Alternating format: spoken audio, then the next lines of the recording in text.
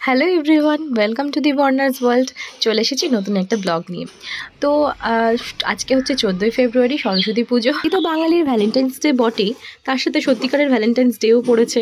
তো একসাথে দুটোই। So happy Valentine's Day all of you, আর সরস্বতী পুজোর শুভেচ্ছা সবাইকে। তো এই দেখো, মেয়েকে রেডি করে নিচ্ছি অঞ্জলি দিতে যাবো বলে, যেটা সব থেকে কঠিন কাজ আমার কাছে এখন।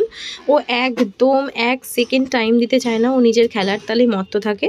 তো যাই হোক, অনেক কষ্ট করে ধরে বেঁধে ওকে রেডি করে নিয়েছি। আর দেখো, একটা হলুদ রঙের জামা পরেছি, সরস্বতী পুজো বলে কথা, তো হলুদ তো পরতেই হবে, এরকম একটা ব্যাপার। তো আমরাও রেডি হয়ে নিয়েছি। রেডি হয়ে নিয়ে আমরাও গেছিলাম অঞ্জলি দিতে। আমাদের বাড়ির পাশের হাই স্কুলেই অঞ্জলি দিতে গেছিলাম। আর এটা শুধু বাড়ির পাশের স্কুল বলে না, এটা একটু বেশি স্পেশাল, কারণ এটা হচ্ছে আমার বর এই স্কুলেই পড়াশুনো করেছে ছোট থেকে। তো যার ছোটোবেলা যেখানটায় কাটে সেটা সবসময় স্পেশালি হয়, তাই না বলো? তো এই দেখো, স্কুলটা একটু ঘুরে ঘুরে দেখাচ্ছিল আমাকে, দিয়ে এবার আমরা চলে গেলাম অঞ্জলি দিতে, ঠাকুর দর্শন করতে। ঠাকুরটা ভীষণ সুন্দর হয়েছিল। তো ঠাকুর দেখে নিয়ে তারপরে অঞ্জলি দিলাম।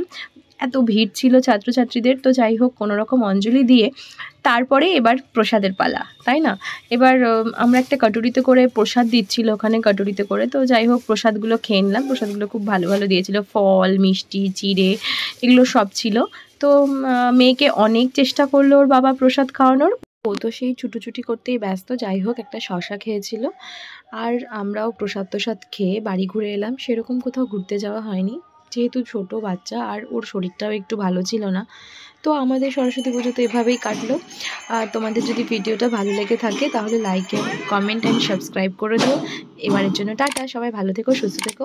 দেখা হচ্ছে নেক্সট ব্লগ।